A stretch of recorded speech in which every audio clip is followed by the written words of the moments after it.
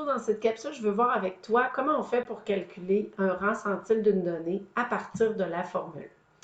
Donc, un rang centile va nous permettre de classer des données. On utilise cet outil-là particulièrement lorsqu'on a un très grand nombre de données, puis on souhaite savoir si cette donnée-là, où elle se situe dans le groupe.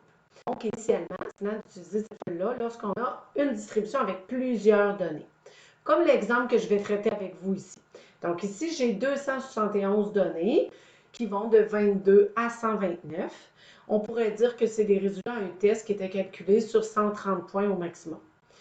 Ce qu'il faut savoir, c'est qu'ici, il y a 271 données. Je ne les ai pas toutes écrites, mais j'ai quand même mis mes données en ordre croissant. Je vous ai indiqué, donc prendre ici une distribution qui est incomplète, c'est que lorsque je mentionne ici, par exemple, là, entre 23 et 83, il y a 166 données, mais je ne les ai pas écrites. Même chose ici, entre 84 et 80, il y a 6 fois 84 que je n'ai pas pris la peine d'inscrire. Et même chose ici, entre 85 et 90, c'est 90 données. Donc, il faut comprendre que lorsqu'on a un très, très grand nombre de données, on ne peut pas toutes les écrire. Donc, ici, c'est une façon de représenter l'ensemble des données. Moi, mon intention ici, c'est d'aller calculer le rang centile de la donnée 80. J'aimerais savoir, une personne qui a eu 84 points sur 130, est-ce que c'est une bonne, une moins bonne performance par rapport au groupe? Donc, on se compare toujours au groupe. Donc ici, il faut toujours garder en tête qu'un rang centile nous permet de classer une donnée parmi l'ensemble de la distribution. Donc, d'abord, il faut situer la donnée. Donc ici, 84, je l'ai une équivalent à 84. Lorsque nous souhaitons calculer le rang centile d'une donnée, la formule que ton enseignant t'a donnée, c'est que pour aller chercher le rang centile, le nombre de données inférieur, de valeurs inférieures à 84. Donc, combien il y a de données? À cette valeur-là, j'additionne le nombre de données qui sont équivalentes à 84.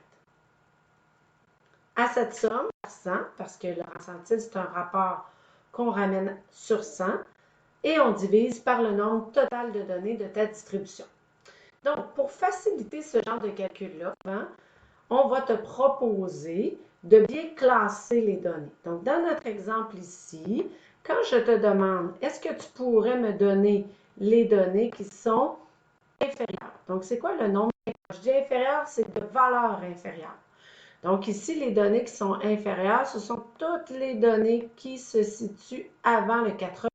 C'est quel est le nombre de données. Donc, je calcule le nombre de données. Donc, j'en ai une, deux, 3, 166. 3, je vais additionner 166, donc je suis à 169. 160. Donc ici, je veux que 69 sont inférieurs ou égales à la donnée que je cherche. Ensuite, parce que ça, c'est le premier élément de ma formule. Donc, dans ma formule, ici, on veut le nombre de données inférieur. À cette valeur-là, je vais additionner le nombre de données égales. Donc ici, je dois aller chercher le nombre de données qui sont équivalentes à ma donnée. Donc, dans notre situation, ici, on a une donnée 84 plus 6, ça fait 7, plus celle-là, ça fait 8 valeurs égale à 84. Ensuite, pour pouvoir appliquer ma formule, j'ai besoin de connaître le nombre total d'éléments dans ma distribution. Mon total de données. Là, il nous l'avait donné. Donc, on vous avait mentionné qu'il y avait 271 données dans la distribution. On n'a pas cette situation-là, qu'on n'avait pas donné le total. Bien, il faudrait ici que j'aille calculer le nombre de données qui sont supérieures. 1, 10, 91, 93. Donc, en ayant mon 93 ici, faire le total de valeurs. Donc, ce que je suis en train de dire, c'est que si on n'a pas le total, on peut, avec les trois valeurs ici, 170 plus 8 plus 93, j'obtiens aussi le total. Donc, parfois, il va falloir faire ça. Donc, maintenant, mon intention, c'est d'aller chercher le rang centile de la donnée 84. Donc là, j'ai toutes les valeurs pour utiliser la formule. Donc là, pour prendre la formule, on indique qu'on veut calculer le rang 4. Donc, donnée inférieure. Donc, je prends la donnée, le nombre de données équivalentes. Donc, c'est 8. Je dois 1100 et finalement, total. Donc, toi, tu utilises ta calculatrice et tu effectues ce calcul. C'est-à-dire, le calcul 170 plus 8, ça te donne 178. J'effectue des millions.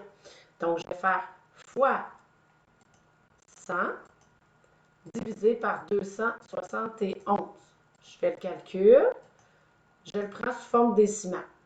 Donc là, je vais écrire ici comme formule, c'est-à-dire 5,68. En centile ne sera jamais une valeur décimale. Donc, c'est ici mis une petite bulle, c'est la petite bulle. Je dis, tu dois écrire dans un premier temps ta réponse exacte. C'est ce que j'ai fait.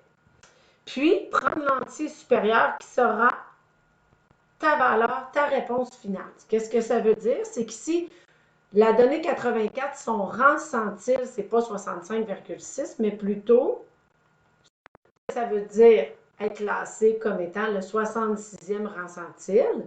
Il faut l'interpréter comme étant, ça veut dire que 66% des données qui sont inférieures à toi.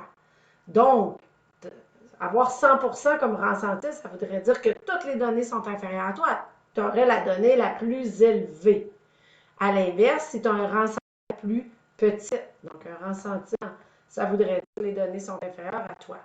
Donc, une donnée qui a un rang centile interprété, c'est qu'il y a 66% des données qui sont inférieures à toi. Donc, c'est un petit peu plus que la moitié. Donc, par rapport à ton classement, tu te situes un petit peu plus que la moitié. Donc, plus ton rang centile est élevé, plus ton résultat se classe parmi les meilleurs. Moins ton rang centile est élevé, moins ton résultat se classe parmi les meilleurs. Donc, il faut l'interpréter comme un résultat d'examen sur 100. Donc, voilà pour le calcul de mon rang centile à partir d'une distribution incomplète.